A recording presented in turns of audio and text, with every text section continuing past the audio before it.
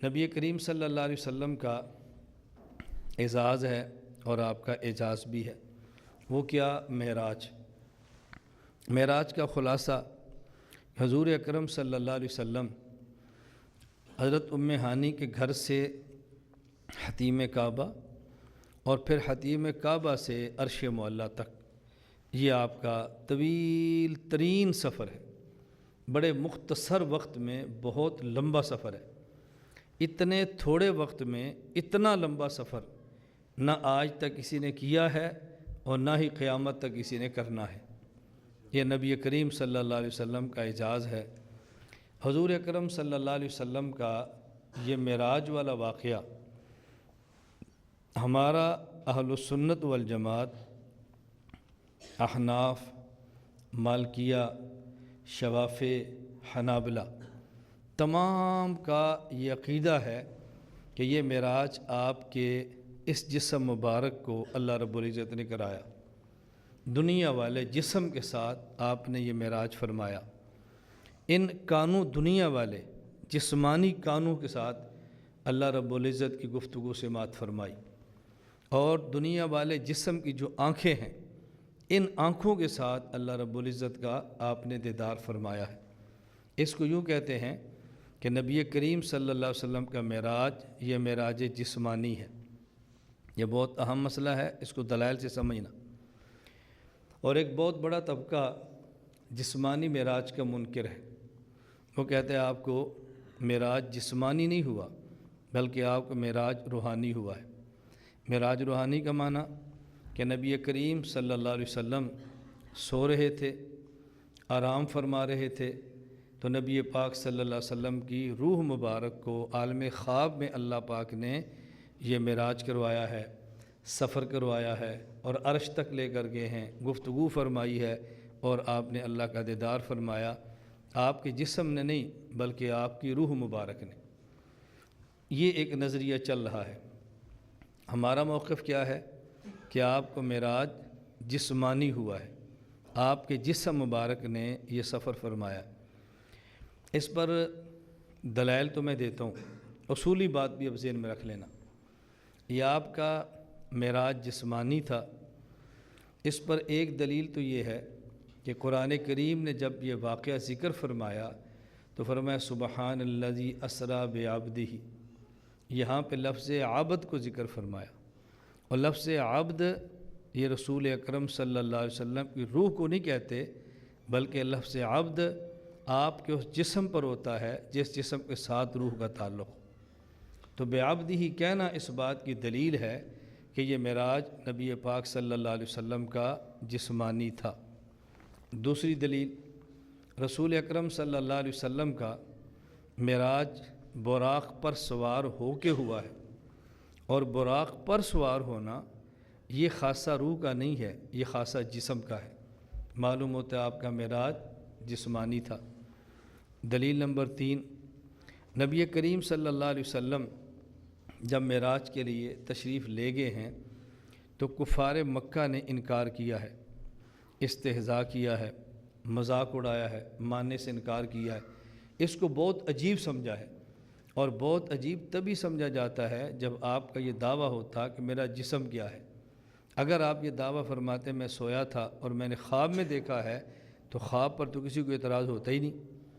آپ میں سے کوئی بندہ آنکھ لگ جائے اور ساتھ والا ساتھی اس کو اٹھائے اور وہ یہ کہ یار تو نے مجھے اٹھا دیا ہے، میں تو بھی خواب میں مدینہ پاک گیا تھا، کوئی بھی اعتراض نہیں کرے گا۔ اور اگر کہہ دیا یار تو نے مجھے اٹھا دیا ہے، میں تو مدینہ پاک بیٹھا ہوا تھا، سب مذاق اڑائیں گے، یار کیسی بات تو کرتا ہے۔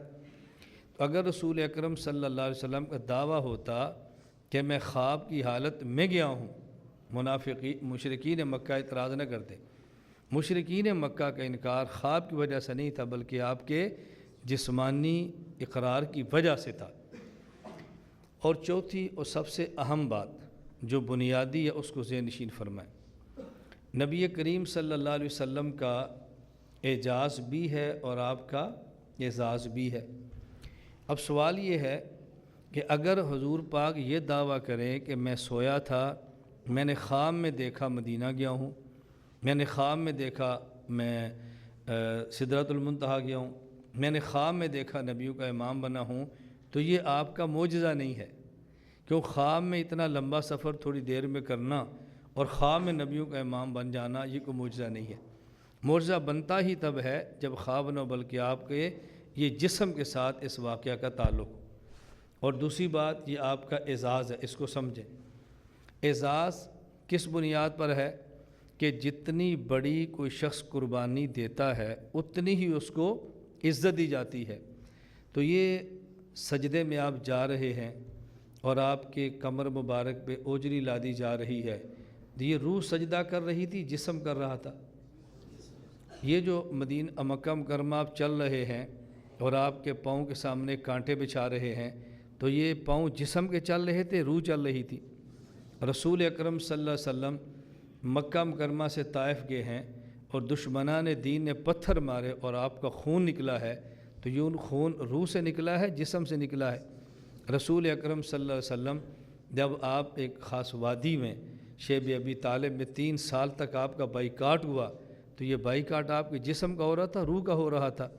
نبی کریم صلی اللہ علیہ وسلم کی زوجہ مطہرہ ام المومنین حضرت خدیجہ الکبریٰ رضی اللہ تعالیٰ عنہ آپ کی غمخوار تھی، اور جب ان کا انتقال ہو آپ کو دکھ محسوس ہوا، تو حضرت خدیجہ کا تعلق حضور پاک سے جسمانی تھا یا روحانی تھا؟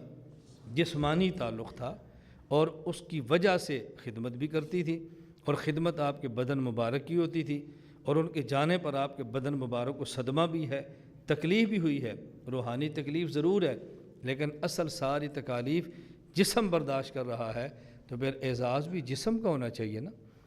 تو تکالیف مشقت برداشت کرے جسم اور خواب میں مزے کرتی رہے روح، تو جسم کو اعزاز تو پھر نہ ہوا۔ اور یہ بات اچھی طرح سمجھیں، اعزاز کب ہوتا ہے؟ اعزاز ہوتا کب ہے؟ کوئی ہو سکتا ہے آپ کو یہ دھوکہ دے کہ نہیں، رسول اکرم صلی اللہ علیہ وسلم کا جسم مبارک بھی تھا، آپ کی روح بھی تھی، روحانی طور پر آپ عرش پہ گئے ہیں۔ کوئی بندہ روحانی طور پر تو کبھی عرش پہ بھی نہیں گیا، اعزاز تو آپ کا پھر بھی ہے۔ یہ بات اچھی طرح سمجھنا، اعزاز کا مطلب یہ ہوتا ہے کہ جن کے سامنے آدمی جس کی وجہ سے تکلیف اٹھائے اس کو عزت ان کے سامنے دو۔ توجہ رکھنا، جس کی وجہ سے جس کے سامنے تکلیف اٹھائیں تو عزت اس کو ان کے سامنے دو، اس کو کہتے ہیں اعزاز۔ نبی کریم صلی اللہ علیہ وسلم کی دنیا میں روح نظر نہیں آ رہی، بلکہ آپ کا جسم مبارک نظر آ رہا ہے۔ اب نظر آ رہا ہے جسم، قربانی دے رہا ہے جسم، لڑائی ہو رہی ہے مشرکین کی آپ کے جسم سے۔ اب اگر آپ کی روح کو اعزاز مل بھی جائے جس کا کسی کو علم بھی نہ آئے، تو یہ اعزاز نہیں ہوگا۔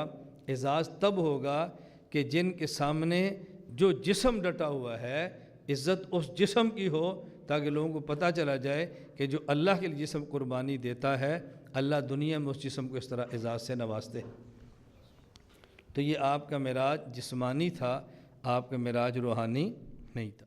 لا الہ الا اللہ، لا الہ الا اللہ، لا الہ الا اللہ۔